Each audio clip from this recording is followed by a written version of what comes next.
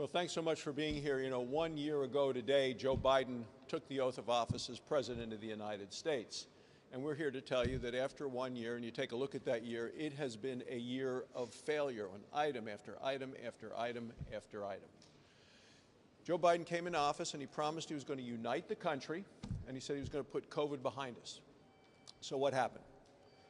The country's massively divided as a result of President Biden, and he's left behind all of the major issues that the American people care about. Of course, number one is inflation. So what happened? Well, on day number one, he killed the Keystone XL pipeline, attacked oil, gas, and coal, made us more dependent on foreign sources of energy, and as a result, people today are paying $1 more a gallon for gasoline than they were the day that Joe Biden became President of the United States.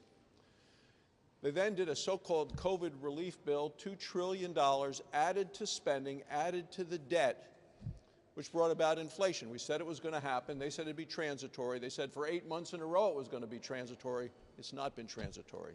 We are now at a 40-year high of inflation in the United States. People are paying more for gas, for goods, for groceries, and a result that they've had to change the way they shop, the way they eat, the way they drive. This has impacted people. And the other part of this so-called COVID relief bill, which was supposed to go for COVID relief, for testing and treatments and things like that, this administration was woefully unprepared when the Omicron variant arrived. It was a scavenger hunt for testing. Long lines, empty shelves. That's what the administration brought. One of the things that didn't come up in the press conference yesterday was crime in the cities. And we have murder rates skyrocketing across the country at the same time that the Democrats continue to call to defund the police. No one yesterday at the press conference asked the president about going to the southern border. But so many executive orders just opened the southern border to the point that 2 million illegal immigrants have come into this country since he's been president. And we're talking about criminals, drug dealers, gang members. They never addressed the issue that fentanyl is now the #1 killer in the United States of people between the ages of 18 and 45. That should have come up yesterday in another area in which the president has failed. And then there is Afghanistan, for which the president did not apologize. On one day in August, we had the greatest loss of military lives in combat in the last decade. The president failed to protect our troops and failed to protect the Americans that were left behind after all of the troops left. And the president called an extraordinary success. Chairman of the Joint Chiefs of Staff called it a strategic failure. So today our friends don't trust us, our enemies don't fear us, and the president's only solution seems to be to pass another $5 trillion bill, his so-called Build Back Better, this reckless tax and spending bill, which I know is going to make inflation worse. And then, of course, he goes after ballots and states and tries to have Washington take over elections. And if you're not for him on those things, you're either a racist or a traitor, probably both. Look, we have a president who is weak, who's overwhelmed, who's ineffective. And I look at this, and to me, that ends up as Biden's year of failure. Well, and you don't have to believe us. Look at what the American people are saying. The polls have made it abundantly clear that they, too, the people think this president has failed. And many of you are saying that, reporting that, because if you look at the false expectations that they set and how they've measured up, you can't say that this is anything but a colossal failure in this first year of this administration. It has been a very tough year for the president. And honestly, I think a lot of that has to do with the fact that he's listening to people around him on his far left. As Senator Barrasso said, he came in here, he was going to be a uniter, and his policies, his rhetoric have been incredibly divisive. And what we're seeing as a result of that is further division in the country and further tumult, if you will, when it comes to the economy. The inflation is at a 40-year high. A lot of that has to do with supply chain issues that could have been solved if the president had been willing to take on some of his entrenched special interests. A lot of it has to do with, as Senator Barrasso pointed out, the energy crisis in this country. I mean, think about it. I was coming back from my hometown on Saturday, and my brother was driving, and we saw a sign for gasoline that was $2.99 a gallon. We're like, we got to stop and fuel this baby up. He drives a Suburban because we hadn't seen gas that low in a while. But generally speaking, if you look at where gasoline prices are this year relative to last year, you've seen a massive run-up in fuel prices, which affects every American's pocketbook. And when inflation is at 7%, think about that. That is a de facto pay cut. This is a Biden pay cut for every American family, because that's the impact that inflation has. And that inflation was created and fueled by this incredible spending spree that the Democrats have been on. The $2 trillion they spent earlier this year, the $5 trillion more that they want to spend, are all things that would do great harm to the economy, coupled with the tax increases that they want to add to that, and the $3 trillion in deficit spending. They would add $3 trillion in the debt if they get their way with this $5 trillion spending spree. The border is a wreck. We all know that. The Afghanistan withdrawal was truly a disaster, which did severely harm, I think, the confidence that our allies around the world have in us, and certainly didn't do anything but tempt our adversaries. And you can see the evidence of that with what's happening in Ukraine right now. So pretty much on every level, you can go right down the list. This administration has been a failure. And I believe the only way they can fix and cure that is to quit listening to the far left, to get away from the radical agenda that is driving their decision-making process, and come to the middle and decide to work in a bipartisan way, a constructive way with Republicans on issues that really are of great importance to the American people. Like jobs, like the economy, like inflation, like safe communities, like strong borders, and like a strong national security posture that keeps Americans safe, not only here at home, but our interests around the world. And so those are the things that I think that this president should be focused on.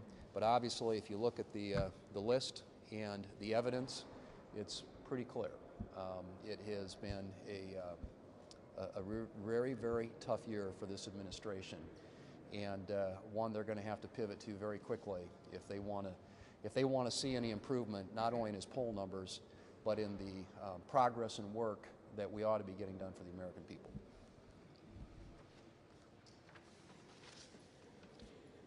So it was just a year ago that so many of us were attending the inauguration, and we were all milling around just right down a floor down here and getting ready for the inauguration ceremony. I think there were a lot of Americans that were very optimistic about what might come in the Biden administration. You know, I was hearing that at home. They were hoping that our country could heal, come together, and even President Biden had stated that during his inauguration speech, that he was going to bring our nation together and he would be a president for all. Unfortunately, what we have seen over the course of the past year has let not just Republicans down, because they were very skeptical of the Biden administration, but he's let Democrats down as well. All Americans. We have a very divided country right now, a lot of divisive rhetoric that is out there. But if you look at what is affecting our American family, you know, the kitchen table politics all across this country, inflation is the highest it has been in 40 years. You know, for those of us that live in rural areas, our neighbors have to drive quite a ways to get to their place of employment. Gas prices mean something to those families. Groceries, if you go to the local grocery store, the costs are up significantly for those families. Our heating prices across Iowa right now, as winter is hitting us, they have skyrocketed. You know, families are making really tough decisions right now. The supply chain is broken. Over the weekend, I had folks in Red Oak telling me they've been working on a home improvement project, but so much of everything they need is on back order. So it's extending much, much longer than they had anticipated. And the costs of those goods have gone up significantly. Illegal border crossings are out of control. And there is no solution coming from this administration. I want to touch on Afghanistan, as some of our our colleagues have done. Iowans are still thinking about Afghanistan. One of the young men that was killed in those final days grew up in my home community in Red Oak, Iowa. I personally know his family. They have not forgotten, and we should not forget either. It was a really horrible situation, and it left not only these families hurting, but so many veterans that are concerned about whether their efforts were worth it in the global war on terrorism. We can't forget. Our adversaries, if you just look at Russia and what's going on in Ukraine, adversaries are emboldened. China, as they're pushing up against Taiwan. I mean, I can't think of one area across the United States, whether it's the economy, our foreign affairs, what has not been touched as a failure by this administration. And folks, it's only been a year. And Iowans are really concerned about the next 3 years and what it is going to bring if President Biden doesn't pivot away from the radical left's agenda. We can't take much more of this, folks. My folks back home are upset. And I really hope that President Biden does the right thing and starts focusing on the issues that matter to all Americans and not just the radical agenda of the left. So this last year has just been complete failed leadership. So think about it from a family. First, your gas prices are up $1.50. I mean, that impacts everybody. I grew up in a poor family. I watched my mom have to struggle. Do I put food on the table or put gas in the car? That's going on all across the country. Look at food prices. I met with some companies this last week, and their food prices, some of them have tripled. Then if you go to grocery stores in Florida, you have empty shelves. There's things you can't get now. And you look at the Biden administration. I have a grandson that this summer got in trouble, and he was saying, "Grandpa, I didn't do anything. I didn't do nothing."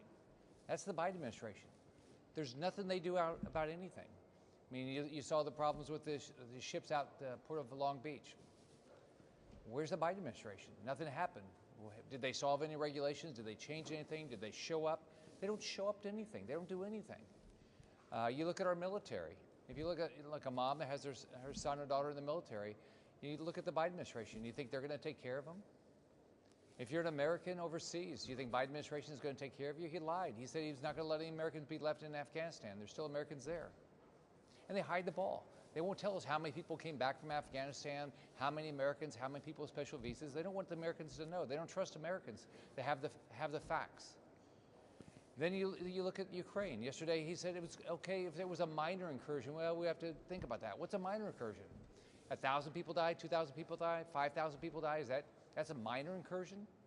I mean, Biden is just, you look at him and you say, this guy has no ability to lead this country. And then you look at what we went through yesterday with the filibuster. The Democrats have decided they don't trust democracy. They're the anti-democracy party. They don't believe the American people can make good decisions. Chuck Schumer said it. He said, look, if we don't pass a bill like this that change the election laws, have a federalized election, Democrats can't win. So Biden needs to pivot. He's got to get away from representing the radical left. He's got to think of, how do I help the average American? What's the average American want? They don't want their gas prices up. They want food prices down. They want to be able to live. They don't want woke agenda at their schools. They don't want high crime. So he's got to start focusing on the things that help Americans.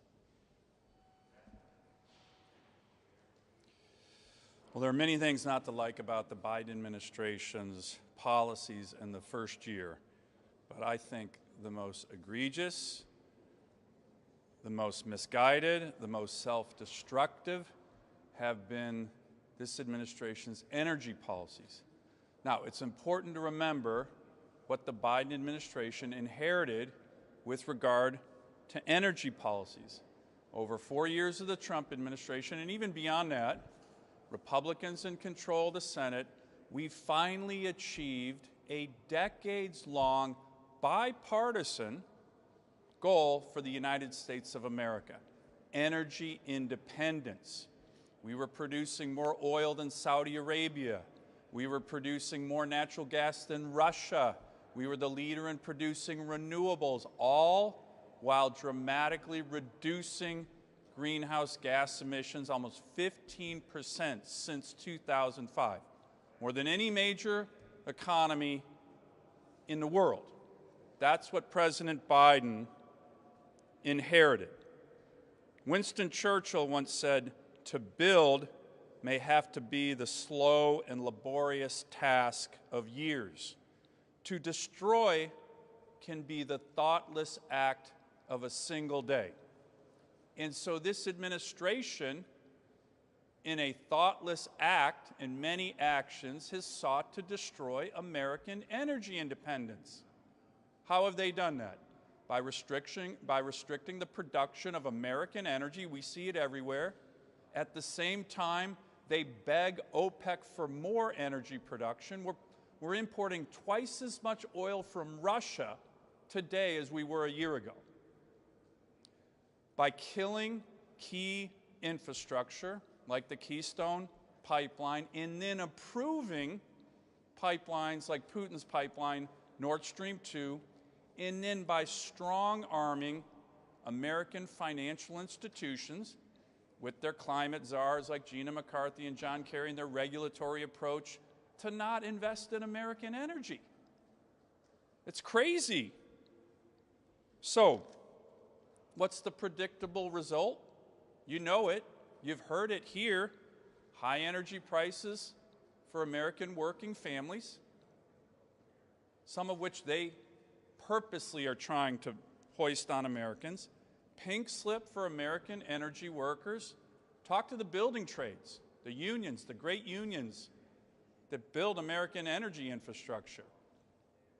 And empowering adversaries like Putin who use energy as a weapon. I think it's safe to say that never in the field of American politics has a White House done so much, so quickly, to undermine American interests across so many areas. All for what? Zero benefit for the environment. We have the highest standards in the world on energy production. Come to my state, the great state of Alaska. It's simply to placate the far left, a theme you're hearing it time and time again. And one final thing on this. This is very personal to me and the great people of Alaska who I have the honor of representing. Why? We are ground zero for the Biden administration's war on American energy and working families. This administration has issued 21 executive orders and executive actions solely focused on Alaska. 21. My state is being crushed by these guys. Imagine a Republican administration coming in and issuing 21 executive orders and actions against puny little Delaware. If Joe Biden were still a senator, he'd be on the Senate floor raising hell every day. It's unbelievable what's happening in the great state of Alaska. The Alaska delegation has requested a meeting with the President of the United States calling for a ceasefire on the war on American energy and Alaskan working families, but he needs to stop it across the board for the benefit of our country. I think it's extremely important to understand that these failures, they didn't just happen. These failures are the direct result of Biden administration policies and Democrat governance. Inflation, a record for the last 40 years is 7%. COVID, with the vaccine, more deaths in 2021 than we had in 2020. The border, a record flow of illegal immigration. Afghanistan, the dangerous and humiliating surrender that's emboldened our enemies. Take a look at what's happening in Ukraine right now. And of course, crime, rising crime. Let me just hit on three of these. Inflation. As much as President Biden, as a candidate, promised he would never increase taxes on the middle class, inflation is the Democrat tax on the middle class, wiping out their wage gains. And again, it didn't just happen. $2 trillion of additional COVID relief when we had $1 trillion unspent A lot of that money being spent to pay people not to work, exacerbating our supply shortage. So there you go. Way too many dollars chasing too few goods, and you got 7% inflation. The border. I couldn't believe yesterday in his press conference, President Biden said, it's just seasonal migration. Nothing has changed. No, he completely dismantled the successful policies of the previous administration. It's probably costing us more not to build the wall than to have completed it.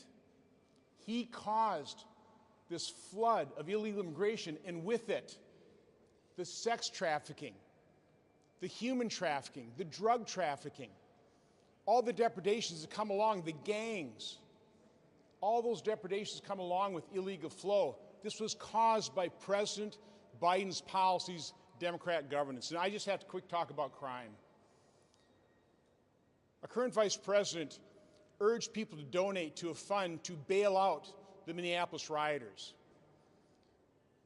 Well, in Wisconsin, we saw the result of that no bail, low bail policy of Democrat governance, particularly in Milwaukee, where they let out the murderer that turned a Christmas parade in Waukesha, Wisconsin into a slaughter. 6 innocents killed, more than 60 people injured because somebody was let out on bail, $1,000 bail, after he just run over the mother of his child shortly before that. So these policies have real consequences, and the American people are noticing it. Now, Congress's job is oversight. We should be able to get information to deliver it to the American public. But this is what this administration is doing in terms of oversight. You request information, it takes months, if not years, to get it, and then this is what we get. Redacted documents that tell us nothing. So my final point is another comment that President Biden made. He said that he believes his administration was exceeding expectations. What alternate reality is he living in? All I can say is here on planet Earth, his administration, his policies have been a miserable failure. I guess the only expectations he's exceeded is I don't think anybody expected Democrat governance in the Biden administration policies to be this disastrous. Two very quick questions. You mentioned Afghanistan. We still have Americans over in Afghanistan. Do you think the Biden administration is doing enough to get those Americans back out of Afghanistan? We've all been critical of the Biden administration not doing enough to get them out there, giving us numbers, giving us names, who is there, what can we do to help. All of us have trying to work through the State Department to get them out. Remember, the president said he would leave no one behind. The troops wouldn't come out until all the civilians were out. That just did not happen. It was another one of President Biden misleading the country, which is why his role in Afghanistan, 62% of the Americans really do not approve of what he did there. Second question, just very quickly on now that voting reform has gone away, we still have to fund the government. Do you think that Democrats should be focusing on funding the government and keeping people, the government employed? Well, Senator Shelby is working from the Republican standpoint with Senator Leahy on making sure that we can get the government continued to stay open and funded. Yeah. Senator, Leader McConnell said yesterday that Republicans don't plan on putting forth an agenda ahead of the midterms. Instead, they're going to use the midterms as kind of like an indictment on Democratic running the House and Senate and President Biden's leadership. Is there any risk in not providing an agenda going into the midterms? Two of you are running for re-election, or just decided that you're going to run for re-election. Is there any risk in not having an agenda when you're running? I don't know, you want to? I'd love to answer it. The agenda is pretty simple. We know it works. It worked under the last administration. We stopped adding to the regulatory burden. This administration is putting the regulatory agencies into hyperdrive. And you make sure you maintain a reasonable and a competitive tax system. And you then respect the American public to do what they do a great job of. They innovate, they create, they dream, and they aspire with the freedom that our government should be protecting, but that is right now being frittered away. So again, I think the Republican agenda is quite clear. We don't have to specify everything, but we're for letting the American people live their lives with the less amount of government interference as possible, but lower regulation, a competitive tax system, and let Americans be Americans and make this country great. Well, I would just say very quickly, someone who's running, I speak for myself, not necessarily for the conference on this, but it is going to be a referendum on this administration's policies. I think that's what midterm elections typically are. But with respect to what I think we ought to be talking about, I think it's the things I mentioned. It's the economy. It's the high cost of everything right now, which has been exacerbated, complicated by a lot of wasteful spending. So stop the wasteful spending. I would make the 2017 tax cuts permanent to make sure that there's predictability, stability out there when it comes to people who are deciding about where to invest money and create jobs and better wages for people in this country.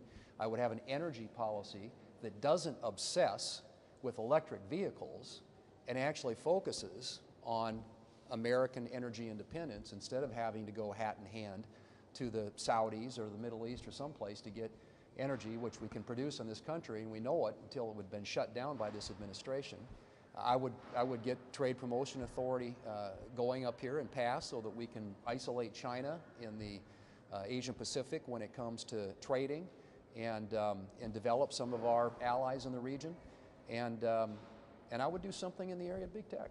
I mean, we had several bipartisan bills that create greater accountability, greater transparency on some of those issues. And of course, that kind of harkens back to my days as chairman of the Senate Commerce Committee. But I think there are a whole range of things that Republicans can be proactive about.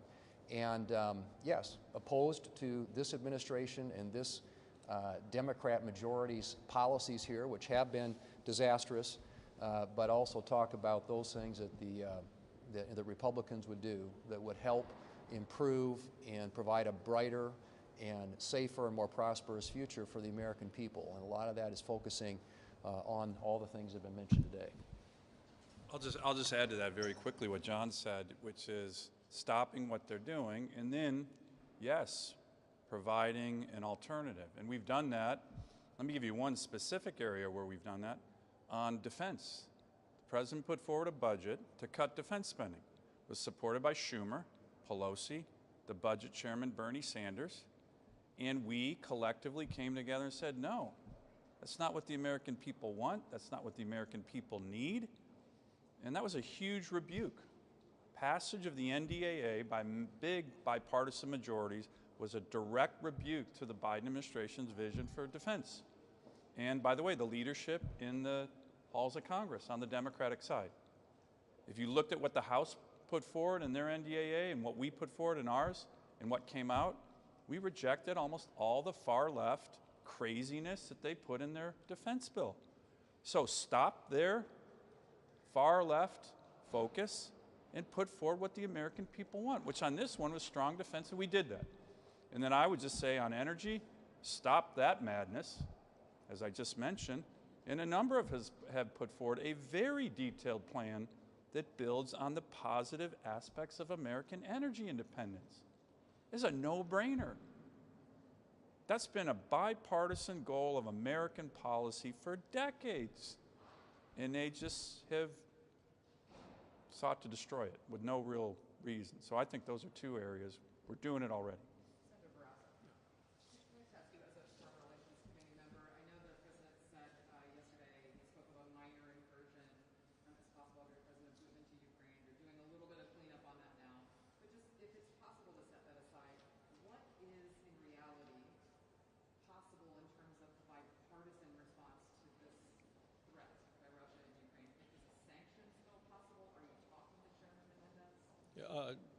Yeah, Senator Risch and Senator Menendez are talking together.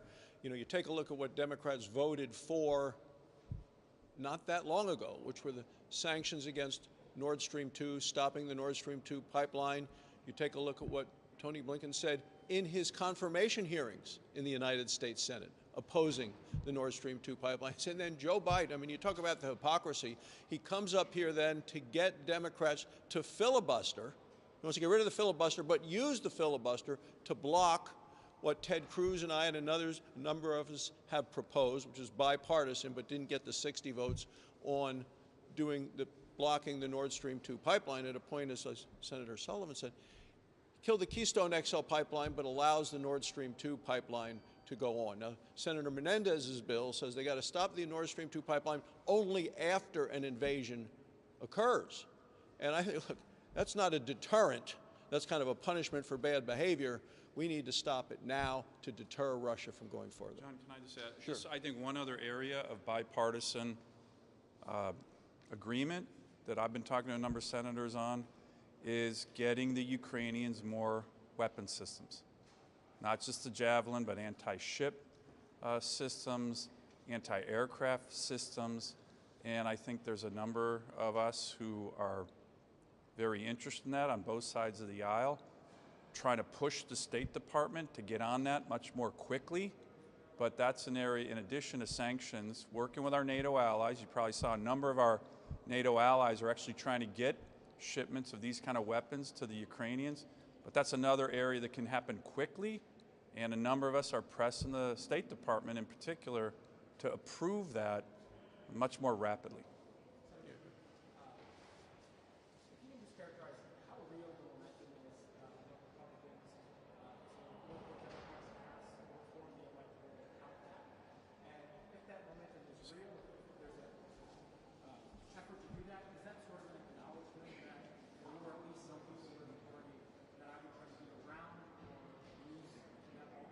Well, there's a bipartisan group working on that. Mitt Romney's part of it. Susan Collins, I think Joe Manchin is part of it. And you can talk with them. I think they're going to have a meeting next week on that specific thing, and it is bipartisan. Yeah. Okay, thanks. We've heard criticism of the Biden administration's COVID policies. With the current Omicron wave, there's higher deaths, hospitalizations for the unvaccinated. How do you respond to Democrats who say Republicans are to blame for fighting the Biden administration's test for vaccine mandates, whose goal was to get more Americans vaccinated? Well, number one, I'm a doctor. I'm fully vaccinated, and my wife, our family, had the additional booster shot. I believe in vaccines. I oppose the mandate. I think it is a huge overreach by government, that the government doesn't have a right to come into your home and tell you you need to have a vaccine. That's for you to decide, talking with your healthcare providers and others, and making that decision for you and your family. The Biden administration spent an awful lot of money in March and under the name of COVID relief. But the more people have died of COVID under the Biden administration than over the previous administration. People fact check that. That can't be right. Well, it is right. And that happened actually sometime last year. So we want to get this behind us. Joe Biden ran for president saying he was going to put it behind us. He failed woefully. They failed in testing. They failed in treatment. He was so fixated, had tunnel vision on the mandate, that he ignored the real needs, which are the testing and the treatment for people that did test positive. Anyway, I think it's like the last question. Thank you. President Trump has criticized the question of legitimacy of the last election. And then yesterday, President Biden said that the midterms could be illegitimate. What did he say? Could be illegitimate. What message does it show the American people that the last two presidents could question the legitimacy of our election? When I look at what Joe Biden said yesterday, that says he's a guy that knows he's going to get beaten badly. He knows he's going to lose the House, lose the Senate, and he just wants to say, don't blame me. It was the system itself. I know what people are asking for in Wyoming: ballot integrity, ballot accountability, ballot security, and that's done best when the states run their own elections and have voter ID, not when Washington has a big bill like they tried to pass in the United States Senate by the Democrats, removing voter ID. The president's spokeswoman was on television this morning saying people need more drop boxes for their ballots. There are mailboxes all over the country. There are post offices everywhere. Mail-in ballots exist, and it's a lot easier to vote, certainly in Wyoming or in Georgia, than it is in President Biden's home state of Delaware or Chuck Schumer's home state of New York. And they ought to try to clean up what's going on in their states before they start pointing fingers at other states. Thanks so much.